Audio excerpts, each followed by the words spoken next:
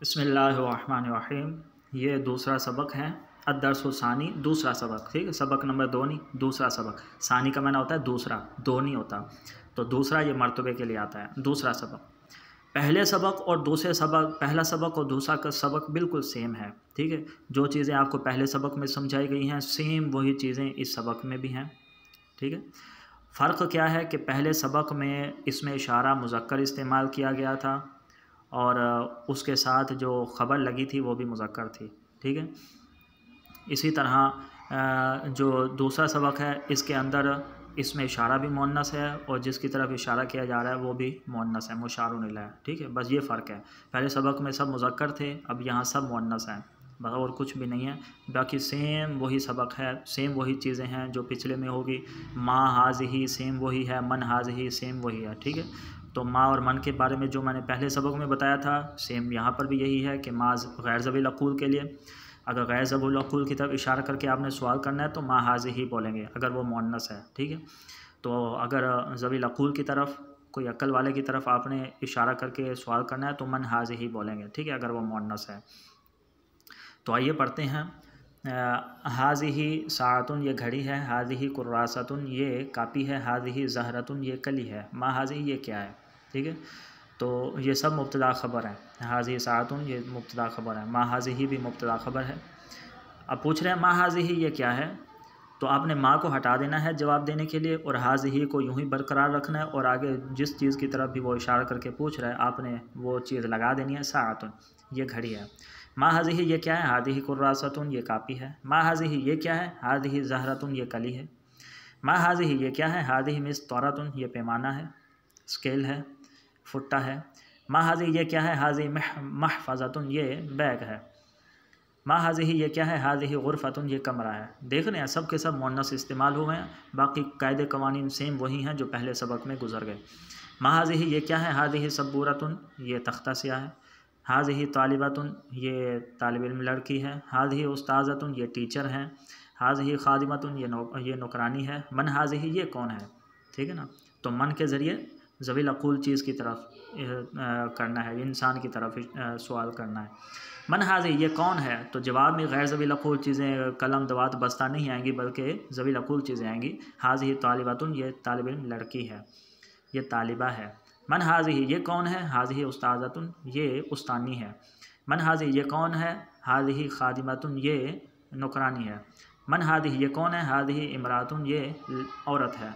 मन हाज़िही ये कौन है, हाज़िही बिन्तुन ये लड़की है। मन हाज़िही ये कौन है, हाज़िही फ़ातिमतु ये फ़ातिमा है। सेम वही चीज़ें, सिर्फ मुज़क्कर मुअन्नस का फ़र्क है, बाकी सारे क़ैदे कवानीन वही हैं जो पहले सबक में हो गए। फिर उन्होंने कुछ दिए हैं, हाज़िही ज़ैनबु ये ज़ैनब है, ये सब आपस में मुब्तदा ख़बर बन रहे हैं। मैं साथ साथ तरकीबें भी बताता जाऊँगा ये आपस में क्या बन रहा है। तो हाज़िही सईदतुन हाज़िही सलमा ये सईदा है, ये सलमा है, ये सब मुब्तदा ख़बर है आपस में। अब आइए मश्क दे रहे हैं, कहते हैं इन अल्फाज़ को हाज़िही के साथ मिलाकर पढ़ें। तो गुरफ़तुन है ना, तो शुरू में हाज़िही लगाएंगे, हाज़िही गुरफ़तुन। इसी तरह मिरवातुन, शजाअतुन, मिस्तरतुन, तल्लासतुन, तिलमीज़तुन, इन सब के शुरू में हाज़िही हाज़िही लगाते जाइए तो आपके जुमले बन जाएंगे, मुब्तदा ख़बर बन जाएंगे। ठीक है, तो अब अरबी में तर्जुमा करना है, सेम उसी तरह करना है जैसे कि हमने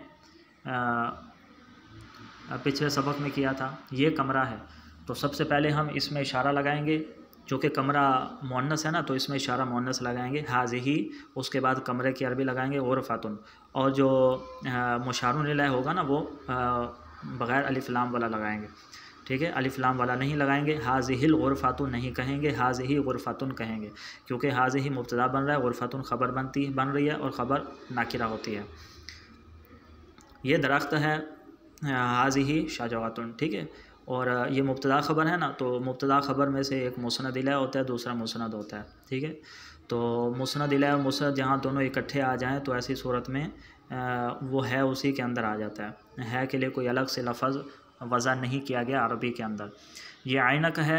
ठीक है, तो आइनक की नीचे अरबी लिखी हुई है नज़ारतुन। ठीक है, हाज़िही नज़ारतुन, चूँकि ये मुअन्नस है ना, मुअन्नस की एक अलामत यह है उसके आखिर में गोलता होती है, वो कायदे में बताएंगे।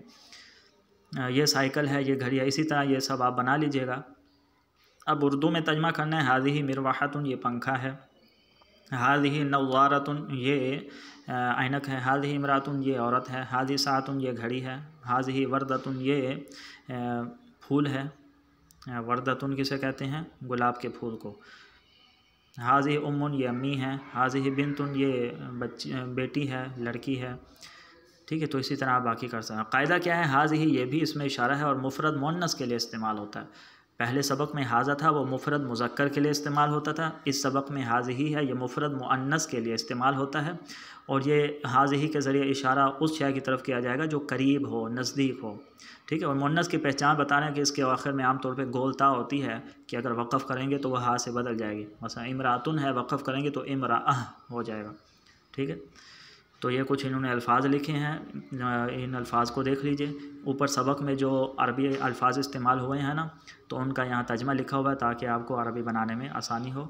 इन अल्फाज को भी अच्छी तरह याद कर लीजिए, इनके मानी को याद कर लीजिए, ताकि हमें अल्फाज का जितना ज़्यादा ज़ख़ीरा हमारे पास होगा तो हम उतना ज़्यादा अरबी बोल सकेंगे। तो अरबी जो भी ज़ुबान आपने बोलनी है उसके अल्फाज का ज़ख़ीरा होना चाहिए ना। अगर कायदे कानून तो हमें आते हों लेकिन हमें अल्फाज का ज़ख़ीरा हमारे पास ना हो तो फिर हम कैसे बोलेंगे अरबी? ठीक है, तो इसलिए अल्फाज का ज़ख़ीरा भी होना चाहिए। इन अल्फाज को अच्छी तरह याद कर लीजिए।